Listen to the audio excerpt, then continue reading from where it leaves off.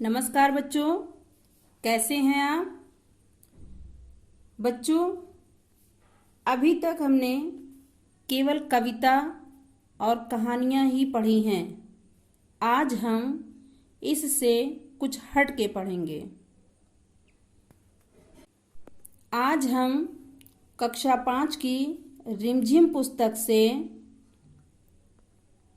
अध्याय 11 चावल की रोटियां का अध्ययन करेंगे। बेटा, चावल की रोटियां पाठ एक नाटक है। इसके लेखक हैं पिओंग खिंजी।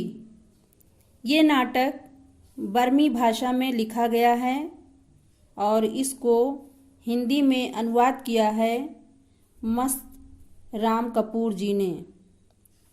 बच्चों, आपके मन में एक प्रश्न उठ रहा होगा कि ये नाटक क्या है या नाटक किसे कहते हैं। बेटा, नाटक रंगमंच से जुड़ी एक विधा है जिसे अभिनय करने वाले कलाकारों के माध्यम से प्रस्तुत किया जाता है। यह शब्द की कला के साथ साथ अभिनय की महत्वपूर्ण कला भी रहा है। अभिनय रंगमंच पर किया जाता है। रंगमंच पर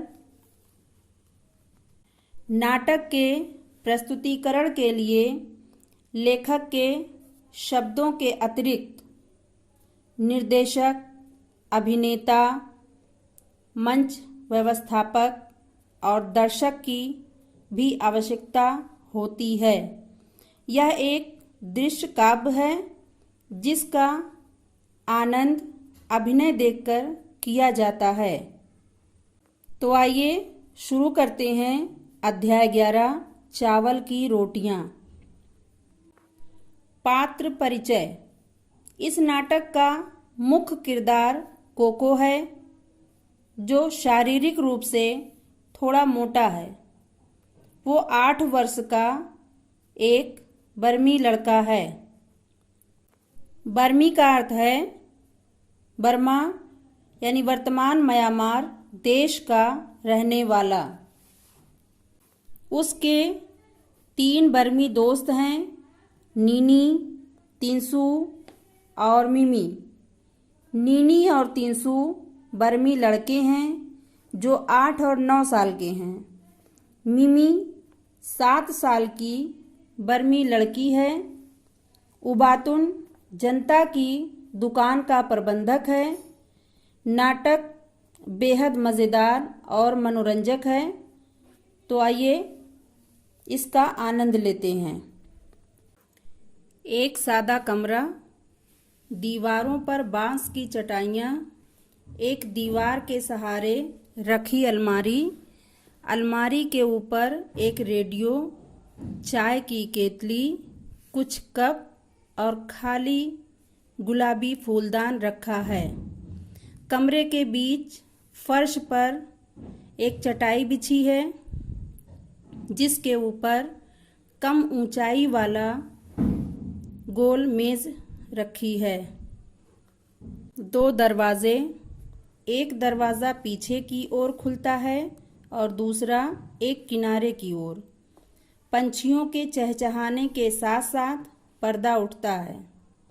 दूर कहीं मुर्गा बांग दे रहा है। कुत्ता भौंकता है। कहीं प्रार्थना की घंटियां बजती हैं। कोको आता है, जमाई लेकर अपने को सीधा करता है। माता पिता धान लगाने खेतों में चले गए हैं। जब तक माँ खाना बनाने के लिए लौट कर नहीं आती, मुझे घर की देखभाल करनी है। देखता हूँ माँ ने नाश्ते में मेरे लिए क्या बना कर रखा है। वो अलमारी की तरफ जाता है और उसे खोल कर देखता है। एक तश्तरी निकाल कर देखता है कि चावल की 4 रोटियां हैं। वो होठों पर जीभ फेरता है और मुस्कुराता है। आहा, मज़ा आ गया। चावल की रोटियां मेरी मनपसंद चीज। वो पेट मलता हुआ रोटियों को मेज पर रखता है और बैठ जाता है। आज तो डट कर नाश्ता होगा। वो एक रोटी उठाकर मुंह में डालने लगता है, तभी कोई दरवाजे पर दस्तक देता है। दस्तक यानी आवाज। कोको, ए कोको, दरवाजा खोलो, मैं हूं नीनी। गजब हो गया, वो तो भुक्कड़ नीनी है। उसकी नज़र में रोटियां पड़ी तो ज़रूर मांगेगा। मैं इन्हें छिपा देता हूँ। दरवाज़ा खोलो कोको, तुम क्या कर रहे हो? इतनी देर लगा दी। मैं इन्हें कहाँ छिपाऊं, कहाँ छिपाऊं? रेडियो की तरफ देखकर मैं तश्तरी को रेडियो के पीछे छिपा दूंगा। जोर से, अभी आता हूँ। नीनी जरा रुको। आओ नीनी, अंदर आ जाओ। नीनी अंदर आता है। दरवाज़ा खोलने में इतनी देर क्यों लगाई? कुछ खास नहीं, मैंने अभी अभी नाश्ता किया और मुंह धोने लगा था। बोलो, सुबह सुबह कैसे आना हुआ? क्या? ये मत कहना कि तुम भूल गए थे। परीक्षा के बारे में रेडियो पर खास सूचना आने वाली है। लेकिन तुम्हारे घर भी तो रेडियो है। वो खराब है, इसीलिए सोचा तुम्हारे रेडियो पर सुनूंगा। नीनी गोल मेज के पास बैठ जाता है।